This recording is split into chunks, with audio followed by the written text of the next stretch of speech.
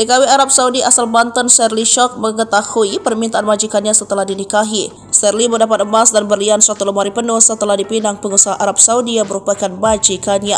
Namun dia terkejut dengan permintaan sang suami. Sang suami meminta untuk melayaninya hingga memiliki 10 anak. Hal ini menjadi syarat agar pernikahan berjalan. Sherly tak menyangka majikannya bersedia menikah dengannya. Setelah resmi berumah tangga, wanita tersebut diminta untuk melahirkan 10 anak. Dia begitu syok mendengar permintaan suaminya terkait jumlah anak. Meski demikian, wanita tersebut begitu terharu ketika sang suami memberikan perhiasan emas berlian 1 lemari penuh. Dilansir dari salah satu sumber YouTube pada Senin 20 Mei 2024, sosok TKW yang diminta melahirkan 10 anak tersebut bernama Sherly. Pemilik YouTube pun terkejut begitu masuk ke rumah Sherly dan suami. Hal ini diungkapkan oleh salah satu kanal YouTube yakni Sahabat Salam. Membuka pintu, sang punya YouTube pun merasa takjub dengan interior rumah yang mewah. Ia takjub dengan interior mewah rumahnya. Ketika membuka pintu, ia itu menyebut jika rumah Sherly bak rumah raja dengan interior mewah dan didominasi warna emas serta ungu. Ini kayak rumah raja ya, ucap Salam di kanal YouTube-nya. Lebih lanjut, seorang sahabat Sherly menunjukkan satu buah lemari besar yang berisi baju-baju mewah. Tanya itu ada pula satu lemari yang konon isinya adalah perhiasan yang diberikan suami Sherly padanya. Di dalam video lainnya yang masih diunggah oleh sahabat Salam, suami Sherly turut memberikan kesaksian tentang pernikahannya. Pria berdarah Arab ini pun rupanya memiliki keinginan lain dari Sherly